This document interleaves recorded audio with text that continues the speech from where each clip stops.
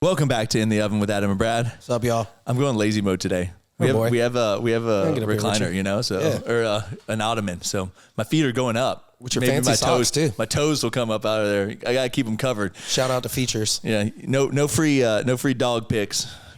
Gotta keep. Oh yeah. That's what I'm saying. You know, if you want them, you gotta go to Feed Finder and pay for them. That's right. So how's your foot? It is getting better every day. I think I might have to get an MRI though. I think they might have missed something up in the ankle. Like the muscles feel better. Yeah. But there's still some deep tenderness in the bone. Okay. So I think maybe they missed something, but well, wasn't there like 2 fractures? Yeah. There was 2 occlusion fractures and like a hair line. Something. Oh, hairline in fracture. my foot. Yeah. Oh, but all in the foot. All in my foot, not my ankle. Okay. Right in the ankle, like if you poke it, it's like ow. And my shin bone kind of hurts. Really? Yeah.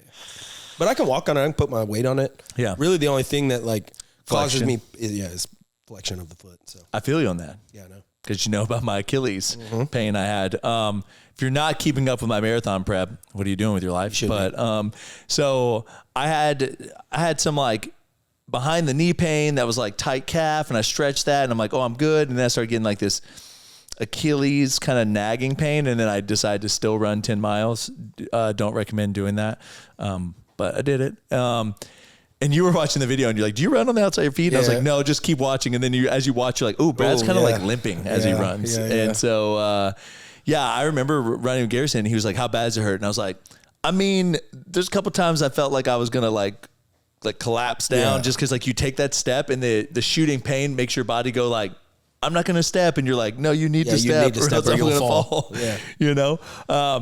And so, I mean, truthfully rested it for pretty much a week. Rode the C2 bike instead. That's kind of the raw deal about getting into something like running or endurance sports or whatever and being muscular, and nobody's going to give you any slack on it, but your body is strong enough to pull things out of whack. I mean, you pull back muscles running because your back just gets so pumped and tight, and then everybody's like, oh, ho, big guy, settle down, run less, and you're just like, yeah. Okay. Well, a lot of my neck pain that I used to get working out, which I just don't lift heavy really overhead anymore because that's what caused a lot of it, was that my traps were so strong that it would just pull things out of alignment, and my, lower lats couldn't fight it, and it would just be like, oh, okay, well. Yep. And I got a trap nerve.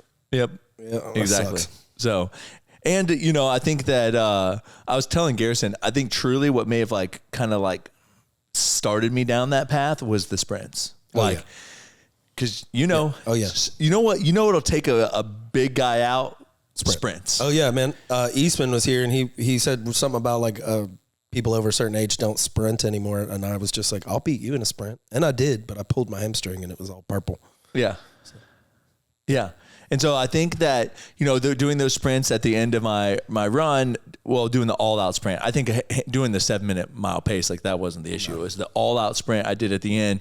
I think that probably just flared it up a little bit, and then running on it again just kind of was like, yeah, probably. Right. Yeah, pulled everything out of whack. Yeah. So, but I'm recovering. I ran 6 miles today. Well, I guess on Saturday we ran just over 8, and then I ran 6 miles today. So you got to start doing the runner thing where you're like, yeah, just an easy 10 miles. Just ran a easy 40 miles or whatever they say. You start listening to them and you're like, easy what? Yeah. I've learned through the running lingo that just means they do it this slow. Yeah, but it's still a flex. They'll be like, I'll do it easy. I just did an easy 10 miles at an 8-minute pace. And I'm like, oh, okay. Yeah, okay, buddy. Yeah. Yeah, I just did an easy deadlift, 600 pounds. Yeah, I just benched 315 5 times. Easy. So easily. Yeah, I just racked it up. It was on my 3rd set. Yeah, no How big you feel deal. about that? Yeah, no. So it's out here when I listen to anybody on the YouTube. So they're just like, yeah, just an easy 12 miles this morning. I'm like, okay, easy fun. For you, man. Yeah, fun. I ran for an hour and change. That was easy. Okay. Well, it's even worse when it's that's an hour for them. No joke. It's I remember. I remember looking at Nick Bear's he'd run 8 miles and I'd be like under an hour, and I was just like, that's under an hour for you, and that's an easy run. Yeah. But I did show you I've improved. Yeah.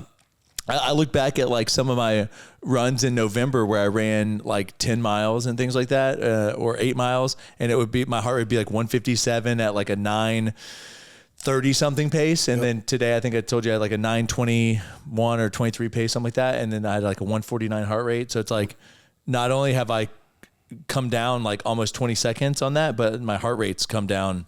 Yeah, it's huge. I mean, that's huge. Your ability to shuttle oxygen around your body. Yeah. And then Garrison showed me a video or a picture of him in 2022 versus 2023. And it was like literally better heart rate and like almost like, I don't know, a minute faster, I feel like, pace. Yeah. And so, yeah, it's just, I think, we talked about on our run today is that the reason that people admire muscular physiques, the reason they admire someone that can like run the distances they can run is because like there's no shortcut to that. There's a short, like when you see someone with money, like they could have worked really hard for it, but they could also have been given it essentially. You see a lot of things in life and things that like take hard work and dedication to get there. I mean, that's why you look at certain pro athletes, professional surfers, skateboarders, doesn't matter what the thing is, that took time. Now there's people that are naturally more skilled, so it comes easier, but it still takes effort. Oh yeah, man. Yeah. We'd have folks come through the gym all the time. I'd have ladies couldn't do a box jump or jump onto a plate, like a 45 pound. They just couldn't. Yeah. Physically couldn't, or mentally or whatever. Definitely couldn't do pull-ups. And time goes by, man, get those reps in, and all of a sudden they're doing their own pull-ups or getting a muscle up or something like that. Yeah, I mean, you're getting the reps in over time. You know how it is when you go to the gym. Everybody's like, oh, how do I get like you? And it's like, well, just hang in there 15 years and you'll be all right. Yeah, or 20. 20. Yeah. And then, so running's kind of the same deal. We all look up to folks that are like way ahead of us, especially if you're ambitious. But like, I mean, you've been doing this for what? I mean, well over a year now. Yeah. I actually started that like run a mile a day in like September of 2023. Yep. And then after that 30-day period, I took a long stretch off where I wasn't running. And then I kind of would just be like, throughout 2024, I was like running once, or I'd say like 2 to 3 times a month. I would run like on the weekend, one Saturday, I'd go out and I'd run like 3 miles or 4 miles. So like my weekly miles were definitely lower, but I was still kind of like running longer distances. And it wasn't until honestly starting running with Garrison that I started running like twice a week, like pretty consistently. And then I like really started pushing the miles up. Like I remember the first time I went out for my first 8 mile run and thinking like, oh my gosh, am I going to be able to make it 8 miles? Yeah. I remember thinking like, am I going to be able to make it 8 miles? Yeah. And then after I did 8 miles, when they were like, oh, we're going to 10, I'm like, okay, I can do that. Yeah, right. It's like you get to a certain point and you're like, honestly, I could run a marathon right now. Yeah. Would I be hurting afterwards? Yeah. I'd probably be very sore. Would it be quick? No, it would not be quick, but I could finish a marathon right now. Okay. Next challenge.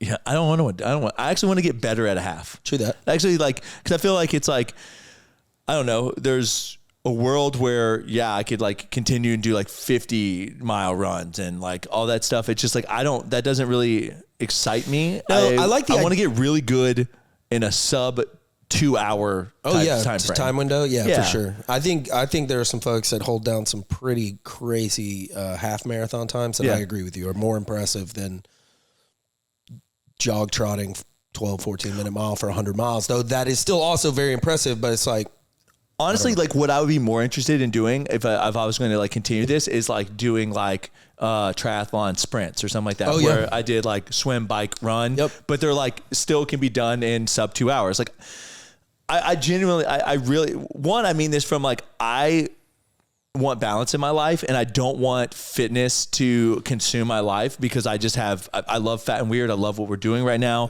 I love my family. I love that kind of stuff. And I don't want to pour the time and energy it would take to be really great at a triathlon that takes like 4 or 5 hours or however long they take. Right.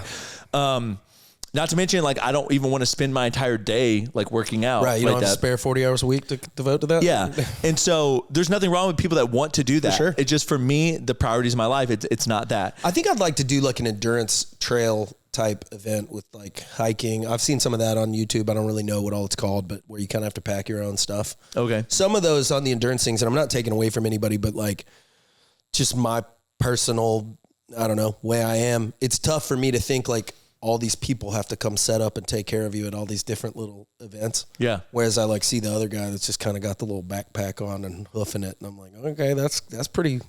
Yeah. It's pretty awesome. So like I would do like a high rocks competition. Yep. I would do a triathlon. I would do something like that before I ventured into even a marathon. Because like for me, I don't want to run for 3 hours or 2 hours and 45 minutes if you got like really good or whatever. Like I want to be done with whatever we're doing in under 2 hours. Yep. And having a cookie. Yeah. Yeah. And so that's kind of, I mean, that's my own thing. Maybe that'll change later on. Like, you know, I could 5 years from now, maybe I'll be like, you know what? I want to do Got something. that concept too, man. You go and get the bike itch. Yeah, well, except for that butt, man. Yeah, that thing is just not gonna, that's why I said I could do a sprint, because I think a sprint's like 20 miles, something like that, which is about what I can do in an hour. Right. So like I could easily do that. Or maybe a sprint is even less than that. Because I want to say some people finish sprints in like under an hour. Yeah, I don't know. There's different distances. There's like Olympic distance. There's like I know we were talking about that before. So yeah, speaking of work, I know that you've heard this only because I showed it to you this morning, but there's an audio leak from the CEO of JP Morgan that is talking about remote work. Yep. And you and I have both talked about remote work and how we feel about it. I guess I'll give you my view from both the CEO standpoint and the standpoint of someone that used to have the ability to remote work. I didn't really work when I remote worked. For sure. I was near my computer at my house. I was doing other things majority of the time. Meetings would be held. I would show up to the meetings, but I guess that's why I struggle now on the flip side as a CEO of remote work, because I realized that inside of the offices of Fat and Weird, there are distractions, but there are a lot less distractions. Right. Right. When I'm sitting there at home, I'm like, man, that corner's really been bothering me. And I said I would paint it. So I'm just going to grab this paintbrush real quick and paint that corner. Just real quick. You know what? I'm going to go ahead and throw the laundry in real quick, you know? Yep. And then, hey, I'm going to put my laundry in the dryer now. And then, you know what? My laundry's done. I'm going to go ahead and hang it up. Absolutely. Real Or quick. you got the TV on just for noise in the background, and then you kind of watching it a little bit, or you're doing whatever.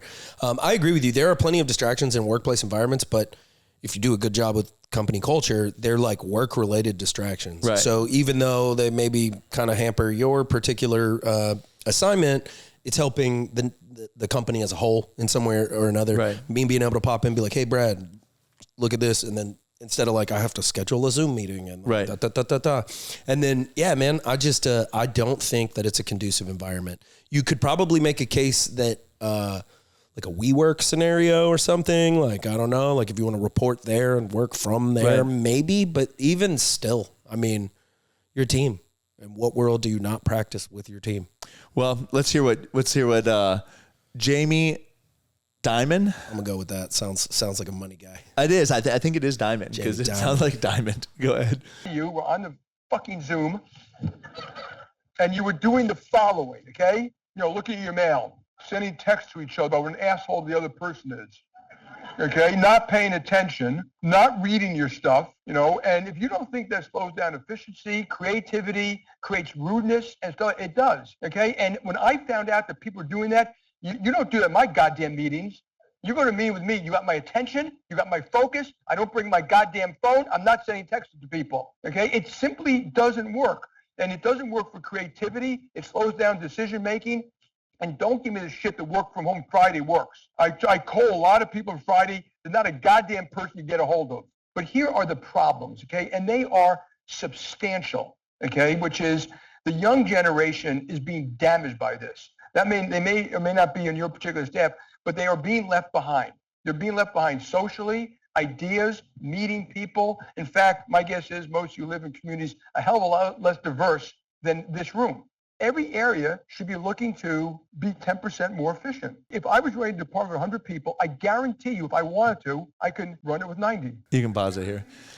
Yeah, so, I mean, I know it's going to sound bad, but I like tend to agree with him. And people were like villainizing him. But I just think that like if you look at this subjectively, if you gave me a group of people and you put them in an office, you allowed them to collaborate, you gave them that ability to bounce ideas off of each other real time, and I just think that group would succeed over the other group. I agree. And like, so he's touching on like meetings, and dude, he's so right. In-person meetings versus constant Zoom meetings with your team. I mean, you know what it's like. You're sitting there and you're like, I still got emails coming in. I still got all this stuff right in front of my face because, you know, it's on my computer. And, right. oh, my texts go to my computer and might as well respond to that. And you're right. You're not as engaged as you could be. How many people in our Zoom meetings like turn their camera off? I know. I hate it. I mean, don't know what they're doing. Yep. That's why we're cameras on, y'all. Yeah. On the meeting, right? But they're like, you don't know what they're doing. Engaged. And listen, I think there's people out there that probably crush working from home. I think that they probably go into their office, they like coders, video go in there editors, and they maybe. and they go in there and they crush. But I just think that a lot of people that get upset about what people have to say about working from home is because they know that they're not as productive. That's right. And so it like stings because there's truth behind it. And then they're like, no, I'm just as productive. Accountability, y'all. Right. And so it's like, you're probably not. I just don't think you are. Every time we've had a remote employee, when they come to the office to like leaps work, and bounds. We get so much more done. Yep. And again, it doesn't mean I want to fire them because they're remote, but I want to get them into the office more often. Right. And so, yeah, I mean, I just tend to agree with that. And I just think that that is, you know. Yeah, man. I agree with Mr. Diamond there. He hit it spot on the head, got a little aggressive with it, but hey, we need that these days. Yeah. People are too scared to say what they mean. He's a diamond in the rough. Hey. All right. Everyone has a hack. I think I know. Yeah. Okay. This is your boy, Ryan Fish. Yeah. Ready? This is the biggest unspoken hack for anyone who has a nighttime sweet tooth and still wants to get shredded. I'm telling you guys, the late night cherries is the biggest play of all time. Like, you don't even need these things to thaw out for that long. I just put them out for like 3-4 minutes and they get squishy. And every time you eat one, it is just like eating ice cream. They are so good. And if you want to one up yourself, you can just put these in Greek yogurt with a little bit of chocolate protein powder. It's outrageous. Like, it's honestly going to be one of your favorite desserts of all time. And the calories are insanely low. Even if you put them in the yogurt. Just cherries or? So I just want to say this. This is what it's like to have a strong social media hook for a bullshit lie. Yeah. First off, I have frozen cherries, and sometimes I like make a fruit bowl at night, and I put honey on it and a little bit of sea salt, and it's a really good treat. But you know what's better? Ice cream and cookies. Yep. Fire. I just like can't stand when people that are like that try to act like this hack is like better than fucking ice cream and cookies. Yeah, it's not. It's cherries. Yeah, slightly frozen. Yeah, it's like, is it sweet? Yeah, but is it as sweet as a chocolate chip cookie? No. And so like, it just annoys me, I think, because it's like, you know what? Instead of eating an entire pint of ice cream, like go to your fridge, maybe get some cherries, but also get a spoonful of ice cream and just have a spoonful of ice cream and then call that good instead of like needing to eat an entire bowl of ice cream or a container and of it's ice cream. Advice for, I'm not really sure who, because like folks that are really struggling losing weight are not going to sit down with a bowl of cherries and feel satiated. Also, cherries are not exactly not calorically dense either. Right. Like 1 cup of cherries is still like 100 plus calories. Yeah, absolutely. So, I mean, you can get like 1 cup of like slow churned ice cream and probably only be at like 130 well, calories. and the options these days of like, you know, Enlightened or Halo Top or we any use, of those. No lie, Edie's or Breyers, both them same brand, I'm pretty sure. Slow churned ice cream, like 4.5 fat, 20 carb, 2 protein per serving. I think that's like what, like 150, 160 calories? Yep. So for me, a cup of cherries or a cup of ice cream, I'll just eat the cup of ice cream. So stop like taking something out of your life to the point where you like crave it so much that you just binge on it. Oh yeah, for sure. The whole abstinence from certain foods, I feel like causes more issues than anything else, because like if you avoid sugar for long enough, and it doesn't have to be that long, then when you introduce it back, that's why a lot of folks fall off the bandwagon hard. I mean, all that dopamine starts floating around. You're like, Yeah, you just whereas like you could have just gotten your little fix with a scoop or two of ice cream. Yeah. And then truthfully too, man, have your ice cream, go walk around the block with your family, and you probably burn off most of it anyway. So like that's true. So yeah, but no, I guess I say that because obviously, great hook, because saying this is the best hack and like this is as good as ice cream. Like, yeah, it's a great hook, but it's not. Right. It's that's not. where I struggle with social media across the board. Yeah, having to do those like you have to over embellish. Yeah, those like just this is the one thing you're not doing. Yeah. Yeah. This one thing will change your life, right? Yep. Yeah. That's literally why I've said that like the new world of social media I'm losing followers every day. I can't participate because I have morals. Right. Yeah. And I know people are like, yeah, but think about all the good you can do when people like get to know like what you're, and I'm like, I'm not trying to sell you anything though. Right. I literally have nothing to sell you except for cookies. And like at the end of the day, like buy them or don't. They sell themselves, man. Yeah. But I mean, here's the truth. Our cookie dough bites, you'd be able to eat like 4 of those instead. I mean, if you want to do that, pop in 4 cookie dough bites and be done with it. And truthfully, man, what most people probably took away from this is that they should eat cherries to lose weight. I mean, that's a lot of times the message that my like non-fitness friends, they're like, did you know that if you eat cherries at nighttime, you'll lose weight? But also like what? Go ahead and add in Greek yogurt now. Yep.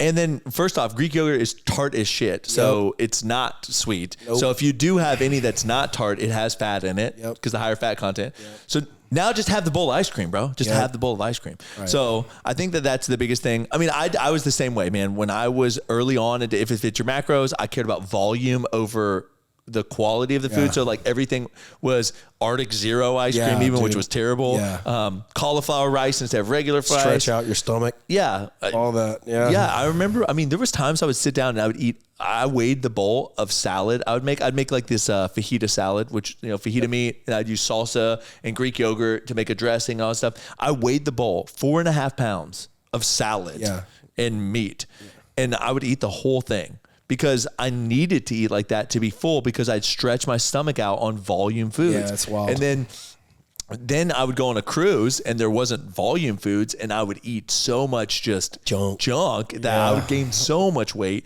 and have to work hard when I got back to like reverse that. But now that I eat like normal size meals, it's like, oh, I eat this steak and I'm like, oh, I'm full. Yeah, right. This is great. Have a moderate relationship with food. Right. Yeah.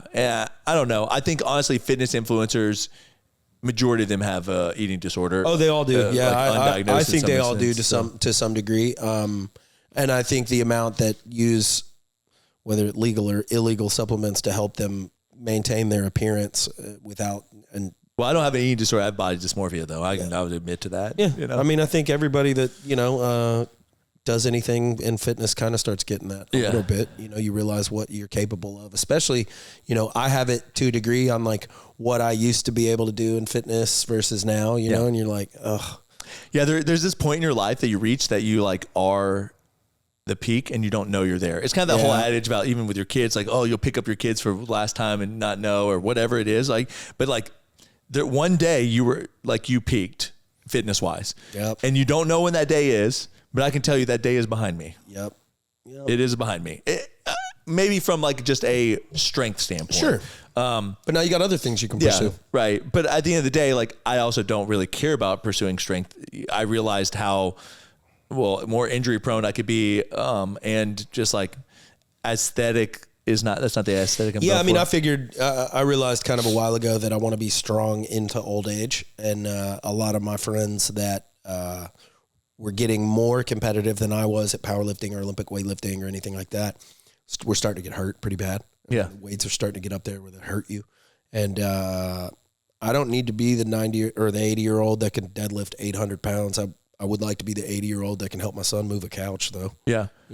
Well, yeah, I mean, look at people like Ronnie Coleman. Oh, yeah. Who deadlifted lots of weight, squatted 800 pounds, and it's just like, it really messes up your body. Every person that I know that was like, again, I don't know, how some of these people fare now. I have friends now that are like 6-time world champions and stuff. We'll see how they fare. We'll see. But like, yeah, man, you only got a certain amount of like. I'm not the outlier. I mean, I've got good genetics. Obviously, I excelled at the things I did, but like, I never go with like, I'm probably special. Yeah. Whereas like, a couple of folks I know you're talking about, they are probably special. Yeah. But we'll see how special they are for how long. Yeah, like we'll see how special they are when they're 60, 70 plus, you know? Oh yeah. And your body just can't maintain a certain amount of muscle mass. I mean, you look at people like Arnold, even Jay Cutler, he's probably, I mean, he's only walking around like 240 when he used to be walking around 300 plus, you know? Your body can't maintain that muscle mass. So eventually through old age, it just becomes saggy skin because it's not full of muscle anymore. Or people get fat instead of the muscle, right? Very easy. Yeah. The people that I met in college, usually that were the heaviest weight, were high school athletes that were no longer athletes. And so football players. Yeah. And so I think that happens in the bodybuilding world too. The muscle mass starts going down. So the RMR starts decreasing and then they keep eating like they have that high RMR. So, let's see. Jon Stewart slams Pentagon over budget and failed audits. Oh, this will be interesting. If I give you $1 billion and you can't tell me what happened to it, that to me is wasteful. That means you are not responsible. But if you can't tell me where it went, then what am I supposed to think? An $850 billion budget to an organization that can't pass an audit and tell you where that money went, like, I think most people would consider that somewhere in the realm of waste, fraud, or abuse, because they would wonder why that money isn't well accounted for. But I'm a human being who lives on the earth and can't figure out how $850 billion to a department means that the rank and file still have to be on food stamps. Like, to me, that's fucking corruption. I mean, yeah. The Doge is finding lots of corruption. So You know what's funny? I saw someone's argument was that, like, they were like, just so you know, there's this many seconds in a day and this many seconds in a year. And the whole point was you're hearing a lot of big numbers, but it's really not moving the needle. Like when you hear 10 million, it's like, that's nothing compared to the trillion deficit that we're in. But 850 billion is really close to $1 trillion. Oh, yeah. And that's a pretty close to some numbers we're talking about. Well, I mean, just like anything else, it all adds up. And so, like, if we can cut millions of dollars first, let's do that. Right. You know, like, I mean, okay, cool. If we can find the white whale, all right, great. But if we can't, let's keep fishing and figuring out where this waste is getting, you know, spent. What's happening to it? On the scale of 850 billion, I don't remember how much money they couldn't find in the, like, it was like 2-point-something trillion.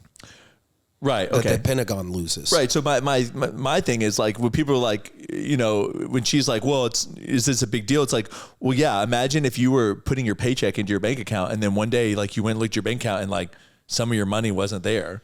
Man. And you're like, wait, where's my money? And the bank was just like, we don't know. Pentagon loses track of 2.5 trillion. Yeah.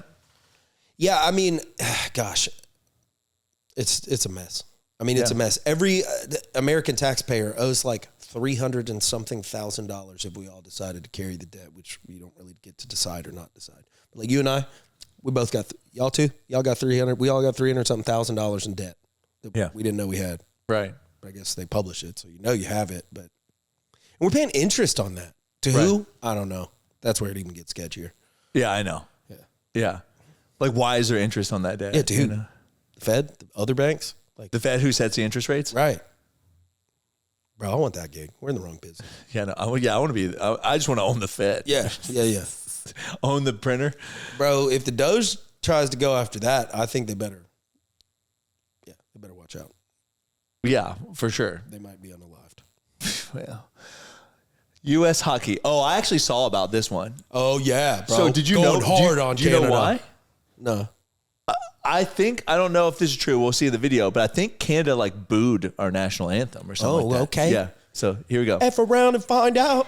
Sam Bennett, who's been thrust into their lineup tonight, he did not play again. Matthew Tkachuk. Watch some of these hits, boy. I love hockey for this.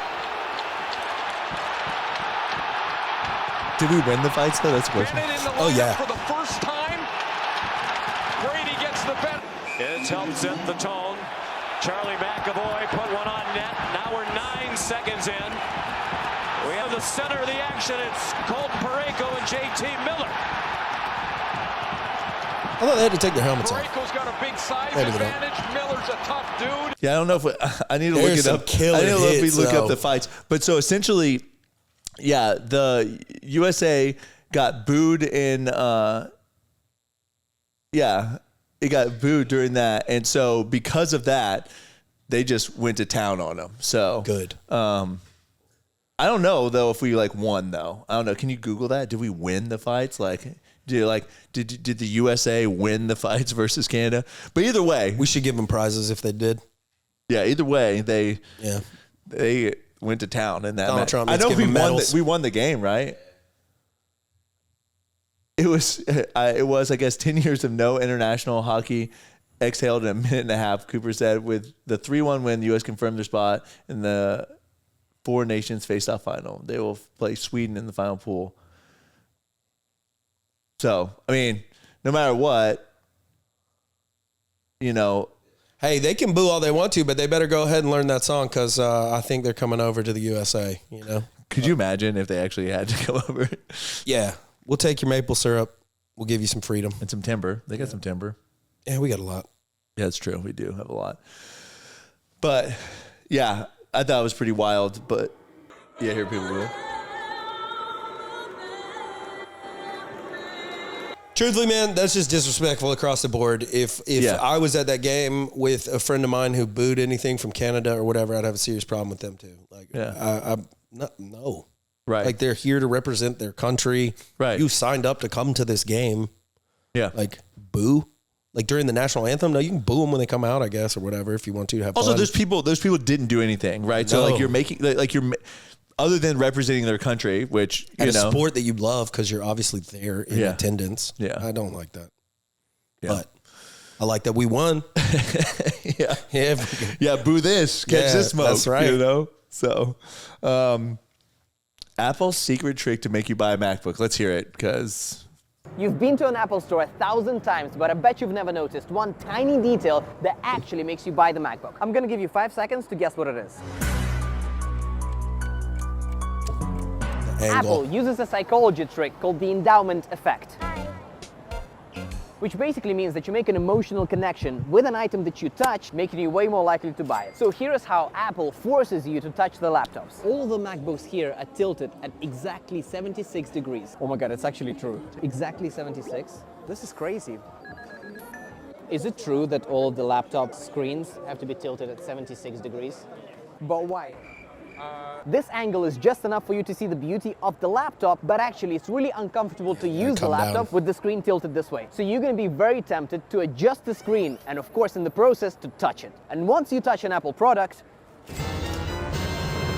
What a MacBook in that bag though? Well, I will say that that's like anything. When you give samples that's why people give samples away because like when people try your product, they're more likely to buy it. Even if they didn't want to buy it, now they feel obligated to buy it.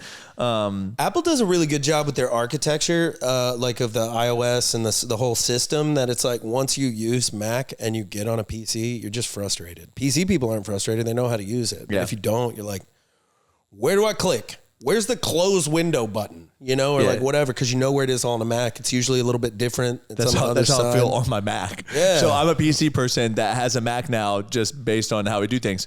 The things I love about having a Mac is like sometimes I'm working and I can like text people back via that. Which is nice. I love my photos are synced with that. I love the synchronous nature of the entire platform, but I also can see how that's a negative in the fact of like if you're working and people are texting you and you're just popping up on your screen. You're essentially old school AOL instant messaging, and so like that's kind of like Apple does a good job at most of the time. They do a good job at just cutting it on and it works. It does what you want. Like it syncs with your phone. If you got an iPad, it syncs with that, obviously. But when it does not work, it is really difficult. Like we don't have a Apple store around here. So like it's pretty difficult because everything is so like secure or whatever that it's very difficult to like get logged in if you've been like locked out of your account and then stuff's not working. Or like in my situation where I got a phone replaced via insurance and then the screen went dead.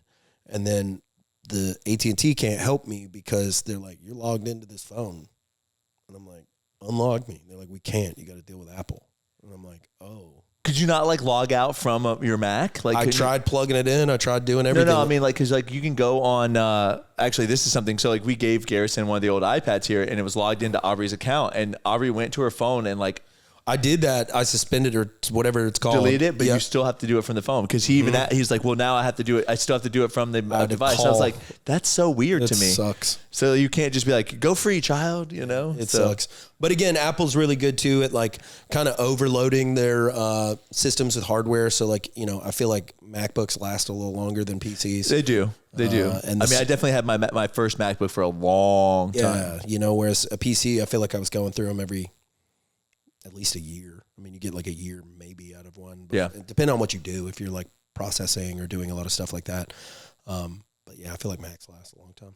Yeah, but I think it's also because they over-engineer them. So my defense to that is if you bought a PC that's like comparable price, like that laptop that Chad was using when we first came, that laptop I bought in like, I mean, 2017. Oh yeah, you go get a gaming laptop or something. Yeah. Go get then it's because I mean that's why I mean their graphics cores and CPU cores like they do I mean that's why the price is so expensive because they really are very heavily engineered. Yeah, that's one thing PC does well is like they do well probably. They have an entry level. They do, but they don't do a great job at explaining why it is. Yeah. So I mean I literally think that if Mac released a Mac that was meant for surfing the internet, texting their people, version of a netbook. Yeah, their version of like the Chromebook type thing. I think that they would. I think that's kind of what their like. I don't know. Their iPads still have decent like memory. I feel like everybody's trying to go to that just all cloud, all everything. Yeah. So I mean, I personally think that if they did that, it would probably crush. I guess they have the Air, but the Air still I feel like is like a decent laptop. Yeah, mine's. But maybe it's. I got an Air. Mine's awesome. Is that what yours is? Mm-hmm. Yeah. So I used to go with the MacBook Pros and stuff, but like really I don't do anything that needs all that. Well, I mean to put it, an Air is still like $999 or $10 like or $1,100, whereas I'm talking about these like Chromebooks and stuff for like $300. Yeah, $300-$400, right? Which would be like the equivalent of an iPad that you just stuck a mouse and keyboard attachment type thing to. So yeah, I mean, you can literally get Chromebooks for $130. I know, dude. It's so nuts. But I'll tell you, man, they're trash. They suck. Like even surfing the internet is hard in them sometimes. It is not good. The second you got to download drivers, you're like, oh, I'm sorry, I'm overclocked. Yeah, I can't work. So, this will be interesting. Mr. Beast has endless money. So, seems this is like our it. studio. It's around 40,000 square feet. If I, for whatever reason, do stop doing YouTube, there are plenty of movie studios that would want to rent this out. And did you pay for this outright in cash? No, obviously I'm not crazy. Financed it? Yeah, of course. Yeah. So this video we're recording, let's say it gets 2 million views. How much are you gonna make off this video? On 2 million views, realistically, the ad revenue would probably be about 30 grand, maybe 20 to 30 grand. Crazy. I'm guessing. 30 grand from 2 million views. Yeah, I'd say 30, realistically. That's crazy. Yeah. What's the most you think I've gotten for a brand deal?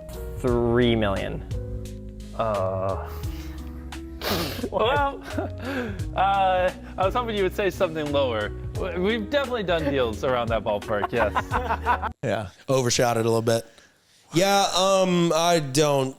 Well, he was talking to Stephen Graham or whatever, right? Who's a money guy, so of course he's going to get it right. Knows the numbers. Yeah. Mr. Beast would know how much that gets for 2 million views, unless he's just like, oh, my videos only get hundreds of millions, so I don't remember. No, I think that he, I don't think he gets as much ad revenue as someone like Stephen Graham does because of the amount of views, the amount of views of his video, and just the younger generation on there. You're not getting as much ad revenue for younger kids because they don't purchase. So a lot of it has to do with like purchases through ads on your videos. So I saw this clip, Mr. Beast built out his gym, all that type of stuff, and it's got like a little track around the outside, and one of his friends was like, hey, I want to like lose some weight. So Mr. Beast was like, basically stay in here until you lose 100 pounds and I'll give you 500 grand. And they're making a video, and he like doesn't know how long it's going to take, but like the guy can't leave the gym. So he's just sleeping in the gym. How's he getting food? I mean, they bring food, or it's got food or whatever. I mean, it's not like that, but Some of that's like borderline. Like, I don't know how I feel about it. Like losing 100 pounds. So if you're he's a big guy. Yeah. 4 to 6 months. Yeah. I mean, I'm realistically 4 to 6 months.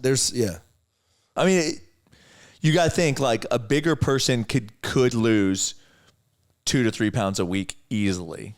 Yeah. I'm just sitting here thinking like, I mean, I don't have 100 pounds to lose, but I'll go hang out at your gym and you cover all my bills and my food and my drinks and I just work out all day. That sounds great. It's got a big basketball court in there. Let me know if you need a friend.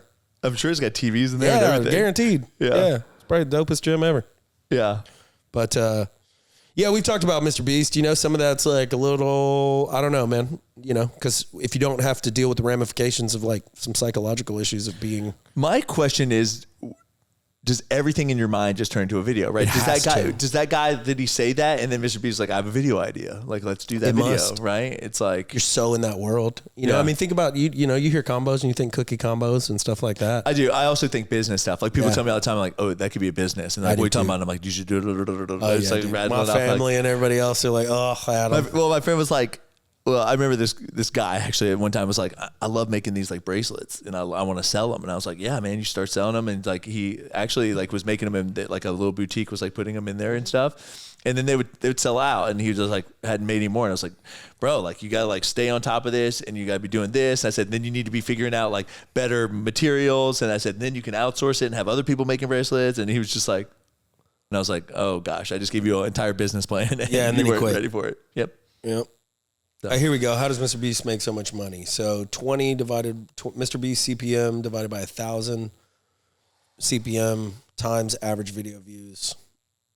So, hold on. So, well, if Mr. Beast CPM is approximately $20 and CPM rate measures the average earnings per 1,000 views, then this YouTuber brings in over 2 million from ad content.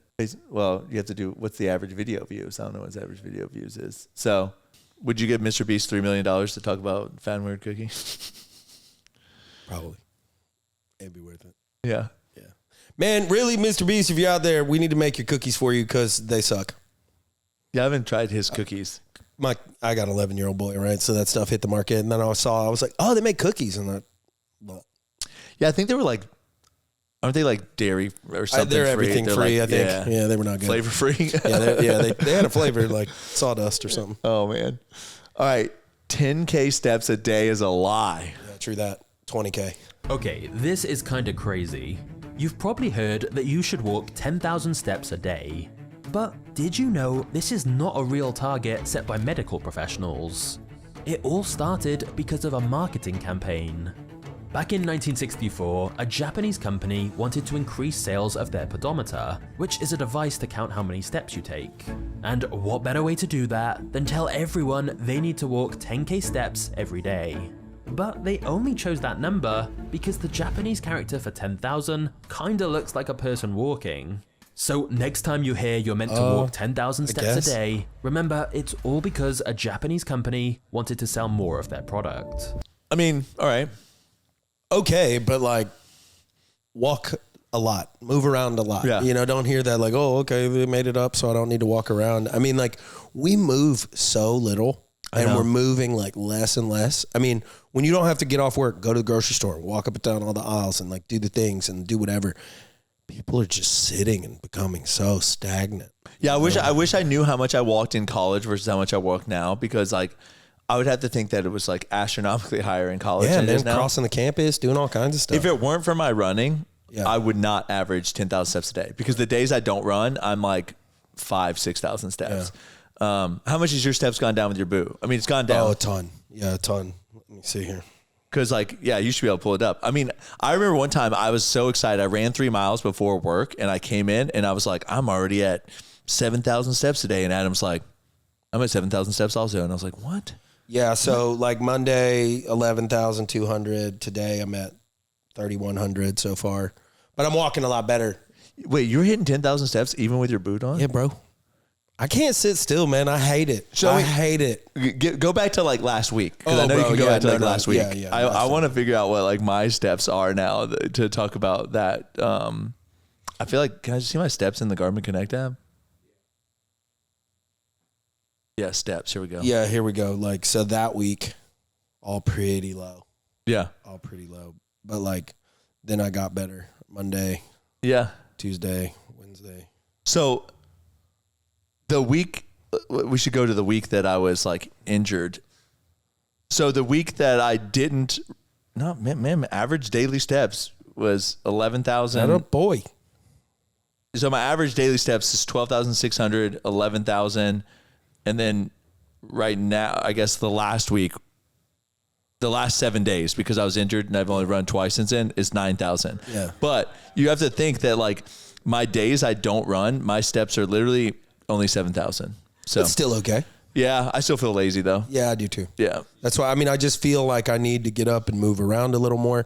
A large part of my life was like, obviously played athletics, played sports and stuff as a kid, and then, did the Army thing, and then got hella into CrossFit and just working out all the time and stuff. And then like, it's kind of just in the back of my brain that like, you didn't work out for 8 hours a day, man. You need to move around and do something. Yeah. And so like, I don't know. I've always been pretty good about that. Like, if I can take the stairs, I'm going to take the stairs. I'm not going to go up 10 flights of stairs or whatever. I'll take the elevator, but like I usually take the stairs. I try to. We actually make a rule on cruises to only take the stairs. Yeah. We don't, like, there's a couple times, especially with Letty, that we'll just take the elevator or something like that. Sure. But in general, she knows that like, we're going to take the stairs. And sometimes I carry her. Sometimes she huffs it up the stairs, but like we take the stairs. And the part of that is because it's like, well, you're eating way more indulgent food and might as well get some and laying activity around in. Most of the time. Yeah. So we take the stairs on the cruise. So I like that. Yeah. But yeah, in general, especially now that I have kids, it's like I do look for the closer parking. Yep. I don't want to like walk through the entire parking lot with my kids, you know? Yep. And so I feel like that is, because if it's just me, I'll park out in the back. Like I don't care and I walk. don't either. Yeah, so I'll park pretty far away. Well, you have your favorite thing to end with. All right, shower thoughts. Let's see if Andy can do his pausing in between each one. So, yeah. What was the first guy to milk a cow trying to do? Yeah. Yeah, I've always thought that. I'm a little weird about cow's milk anyways, but yeah. Well, it's like, hey man, what you doing over there? Why are you doing that to that cow? Do you think that like they maybe just like saw a calf drinking from Probably. it? And then they were maybe. So cows are like not really like ancient animals. They're more like bred into becoming cows. Like you gotta imagine like a cow ain't gonna last in the wild. So they've like been bred to become cows. I don't know how, I don't know through what process, but like things like buffalo, wildebeest, things that will like kill you pretty easily. Yeah. Then you got like big old dumb cows that like all line up and get struck by lightning at the same time and all that stuff. Yeah, that's true. I never thought about that. Yeah, kind of weird. It's also kind of, I learned about that, like I was big time into the paleo diet, and they kind of even go into that like, hey man, like cow isn't really paleo if you want to like deep dive on it, because nobody was hunting a cow. Yeah, the way I look at it is like most likely, people knew that you breastfed a child, and so they probably saw a calf drinking from this udders, and they were like, "Oh, I bet they were milking goats." They used to milk goats. I know, that's what I'm saying. I bet they were milking goats first. I think goats, biblically and stuff, are written about a lot more than any other animal. They used to like carry water in like goat milk stomachs. Yeah, that's what the water satchel essentially was. Yeah, Yep. Sheep and goat. Yeah. Wild. So, can you milk a sheep? You can milk anything if it's got nipples. Greg. Can I milk you? Yeah. Can I milk you, fucker? Yes. Yeah, that's what we're talking about. All right, here we go. If two people on opposite sides of the world each drop a piece of bread, the earth briefly becomes a sandwich. Actually, no. What level can you call something a sandwich? If the meat in the side of it is so much bigger, like, can you really call it a sandwich? You know what I mean? Like, if I like laid out steak and I put like 2 croutons on either side of it, you wouldn't call that a sandwich? No. I don't know, man. I push the limits on my pub subs. Yeah. Go ahead and double, triple meat that bad boy for me. But I would say that even with the thickness of it, the bread still covers like at least 80% of the surface area, right? For sure. So, yeah. We spend our childhood wishing we were older, only to get old and wish we were younger. Yes. Big facts. I had this conversation with Letty all the time. She's like, when can I do this? I'm like, when you're older, or like when you grow up or whatever. And she's like, but I am older. I'm growing up. I'm big. I can do this. And I know, man. Well, from the glasses to the just everything, old age just hurts a little more. They tell you, dude, it's not, getting old's not for the weak. It sucks. Well, you know what's funny is someone asked me the other day on my submarine video that I told you about. Like there was a comment on it. I think I even told you there was a comment on it. And so I replied, and the person replied back. They were just asking like, how's submarine life going to be? And I said, honestly, you're going to think it sucks at every single phase that you're going through, but every single time you go from one phase to the next phase, you're going to look back and be like, ooh, that last phase wasn't that bad. Yeah. And I don't mean that in any type of way. I think that, you know, even when you have kids, like you probably go, oh, the terrible 2s or terrible 3s, but then you have like a teenager and you're like, oh my gosh, I would much rather have a 2 or 3 year old right now. And it's because like when you're at power school, which is the first part, it's 7 a.m. to 4 p.m. school. Yeah. And it's like college level school, but like even in college, you weren't required to go 7 a.m. to 4 p.m. Right. Like the reason you have 12 credit hours is because you have 12 hours of actually going to class. Yeah. And then the other 28 hours is supposed to be like studying and doing other stuff or whatever you're doing. Fill it right. But no, from 7 a.m. to 4 p.m. was death by PowerPoint. And then every week you had a test. So you're like constantly studying. And then guess what? You couldn't take any study material home with you because even the most basic math was classified. Everything was classified. Yeah, that's how it was a battalion, man. Like the RIP process or whatever folks have asked me. I got connected to a kid from here, a wrestling kid that's going to try out for that. And, you know, kind of what can I expect? And it's like, just kind of for your life to suck for a while. It's kind of one of those things we talked about, like, you know, where you appreciate summiting the mountain because of how hard it was. Yeah. There's a lot of that. You really feel fulfillment getting through the other side. But yeah, I mean, like indoctrination process, it's a different process now, but it's like basically working out all day long with breaks of like, here's a test. You're smoked. You can't think, you can't breathe. And then it's like, oh, we're going to do IV training. You know, everybody's like poking each other. Blood's going everywhere. And then so like you leave power school and you go to prototype. And I remember like being like, oh, thank God I'm done with power school, right? And then prototype was shift work. So like you had day shift, swing shift, the mid shift, and then they had something called T week, which was like back onto day shift again. But it was like you were in the trainers and stuff instead of being on the boats or whatever, because they just had like 2 submarines in the river, Cooper River in Charleston that you worked on. And I remember being like, oh wow, this actually sucks worse. Like can't have friends, can't have a social life.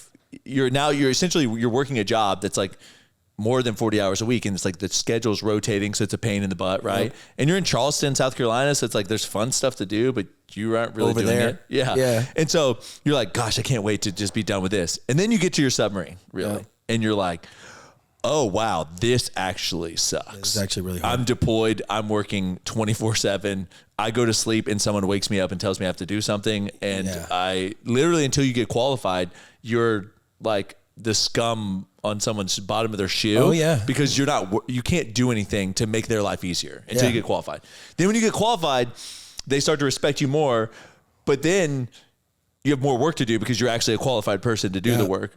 Yeah, man, you get through training, the Ranger stuff, you get to battalion, you think like it's going to let off for some reason, you think this. And I remember getting stationed in first bat, going to Savannah, thinking like, oh man, Savannah, it's going to be a cool town, whatever. Nah, you get there and yeah, congratulations.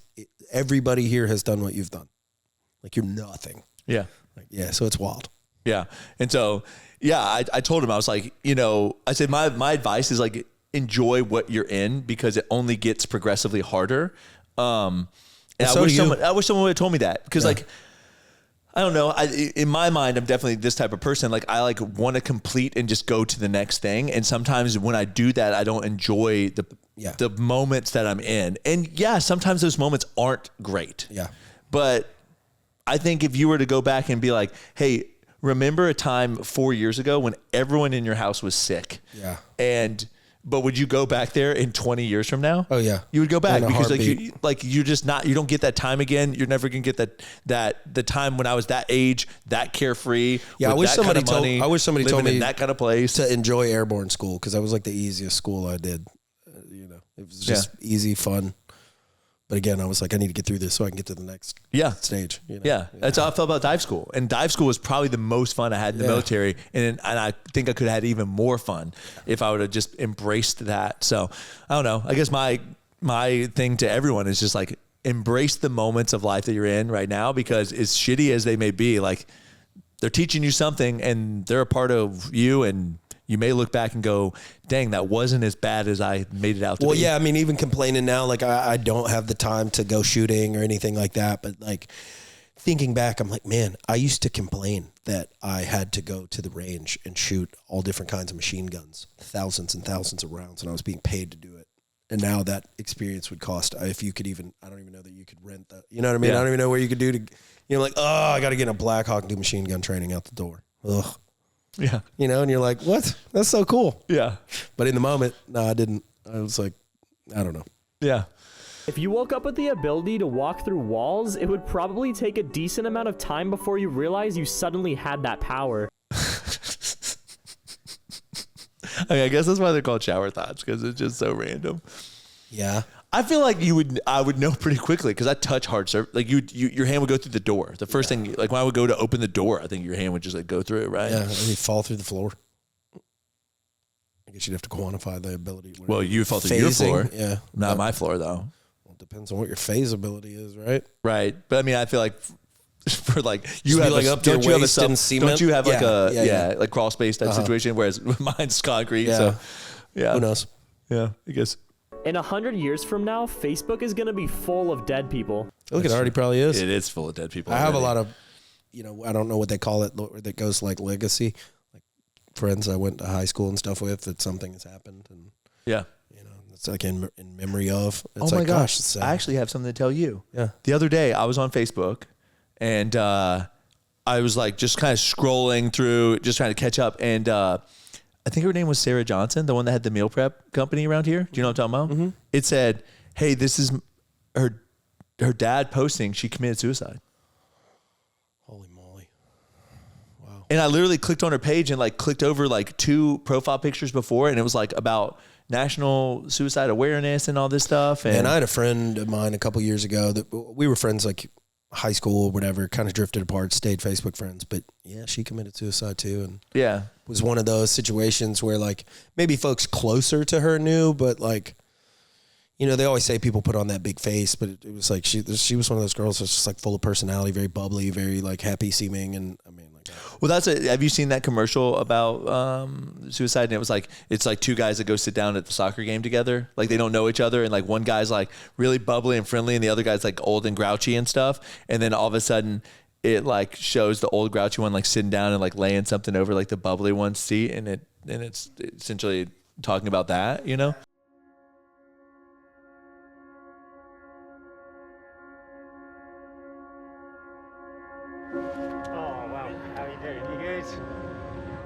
Oh, sorry, thank you. How you doing? God, it's exciting, isn't it? Hey?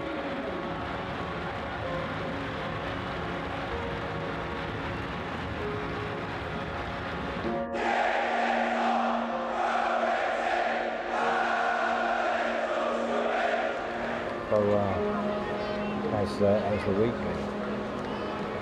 You're okay? Yeah. Yep.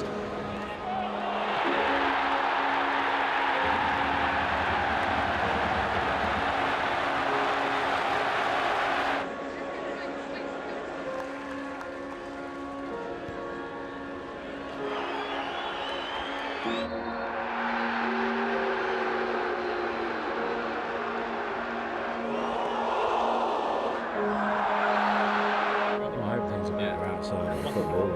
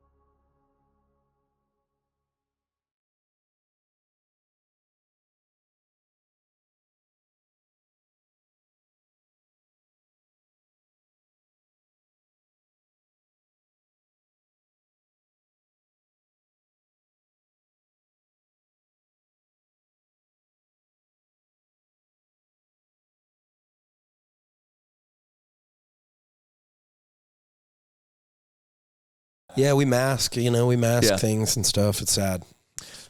It's deep. I think I've definitely had some like low points. I just wanted to like run away. Like for me, I would just like disappear. Yeah, the same, 100%. Even when I was doing the contracting stuff overseas, when life and whatever would get hard, I would try to run away to war or whatever. Yeah, because I could do private contracting work and just get away from everything.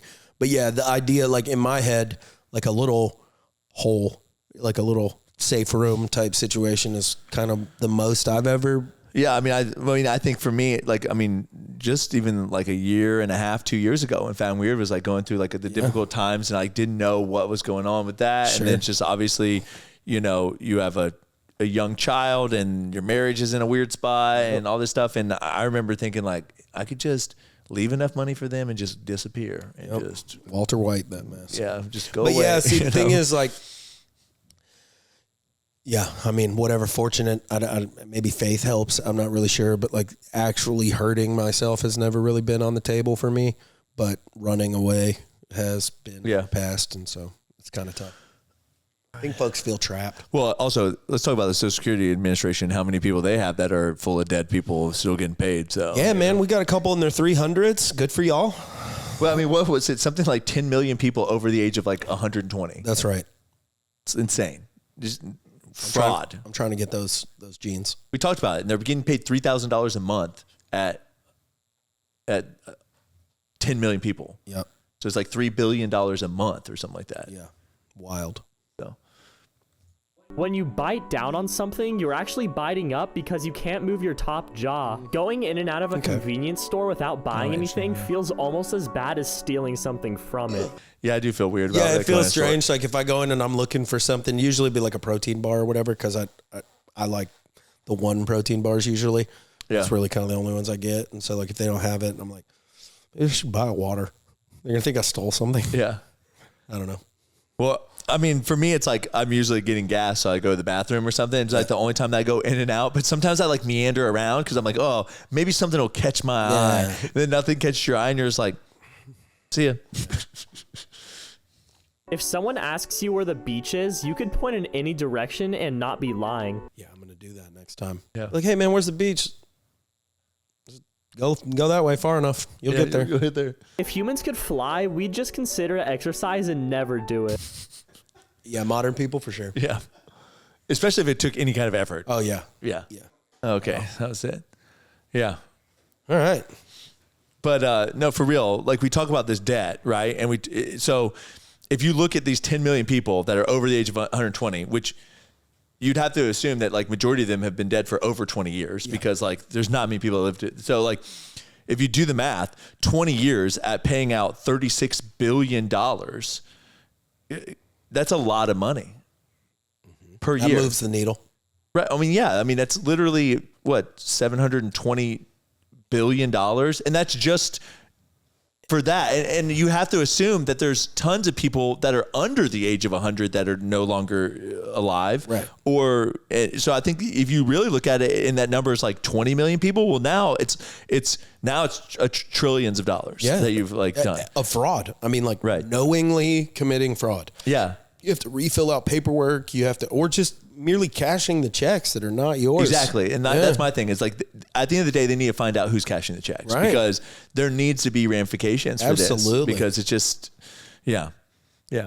Or it's like with the people they found out that did fraud during the PPP loan. Like I actually used it to keep employees on staff. We did too, man. We used the hell out of it. And all my employees heard somebody else somewhere was giving everybody bonuses. And I'm like, dude, I'm literally paying your paychecks. Like we had the restaurants going, but like really the big factor was like US Lawns and everything else. Folks were like not paying us. Yeah. And they were like, well, we're not collecting rent. So like, we're not going to pay you. Yeah. And I'm like, what do I do? Yeah. Well, I had weird times. I had employees that like for health reasons, like weren't working full time or like had weird, couldn't come in. And I just kept paying people, you know, and those are the people that kind of got away with extra money. But at the end of the day, it's like, I just used the money for what I was supposed to use the money for. Well, did you see that if you came over on a work visa ever and were in Europe or wherever, it didn't matter, they were filing PPP loans?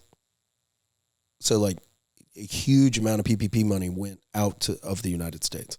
I did not know that. Yeah, they got, you know how quickly the little con artists spread their information. I didn't know it either, but yeah, if you've ever had a work visa or anything like that, you could file all the same paperwork to get a PPP loan. You could have come here in 1988 on a work visa and been in, you know, Europe for however long. And yeah, let me get some of that PPP money. So shady. I mean, they threw it up so fast that like, I mean, you didn't have to be a genius to know. I mean, I remember talking with my accountant about this. Like, it's like, dude, people are going to like defraud the hell out of this thing. I wanted to make sure my paperwork was so tight because I assumed they were going to really like crack down, look into this stuff. So, I mean, we were good. We were legit. We had a ton of employees. Yeah. But yeah, I had countless relatives, friends, or whatever that had a little LLC or a little this, a little that were getting like 10, 20, 30 grand. You know, oh, I got 3 different LLCs. I'm like, oh my gosh, dude. And they haven't gotten ramifications yet, but still. Yeah, I don't know what the statute of limitation is for stealing Not for me, from man. IRS, Yeah, here we go. Look at this. Yeah. So, yeah, if you do the math, I mean, it's actually more than that because there's over 100, it's 4.7, then 3.6, then 3.4. Then so it's like essentially you can add those together. So that'd be like 8.5, put you at 12 plus another 16 plus another 3.5, 19, 20. Yeah, it's over 20 million. And what I'm trying to get at is that most likely majority of them have been paid that way for over 20 years. And I guess I don't understand how Social Security pays out, but like 39 million for 0 to 9. Like, I think it's just that's the registered Social Security numbers in the database, like a live registered number. Got it. So there's 39 not paying out people. No, not necessarily. Okay. But yeah. So I mean just look at anyone over 100, it's like you should be looking at those numbers hard because the amount of people that are actually alive over 100 years old is probably like negligible. So old as a person, 116 and 210 days. Yeah.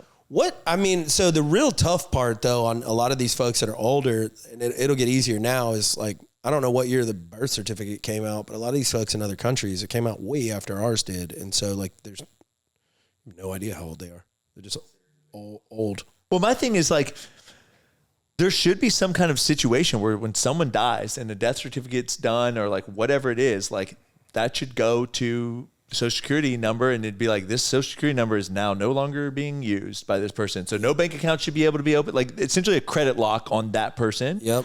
And that should be it. They definitely don't though. I mean, you can see countless people scamming and all kinds of stuff. I know we have so many systems in place to do stupid stuff, and we have no system in place for things that like actually matter. It's just government makes them, man. There's no incentive to do a good job. I know. That sucks. Well, yeah, because at the end of the day, your job is just to keep your job in the government, right? So they can pay. Hopefully, you forever. Elon can change that. So, all right, well, that's all we got. I feel like we got some rants on in that one, so yeah, fun times, good stuff. As always, thanks for watching. You're worth it. Do hard shit. See ya.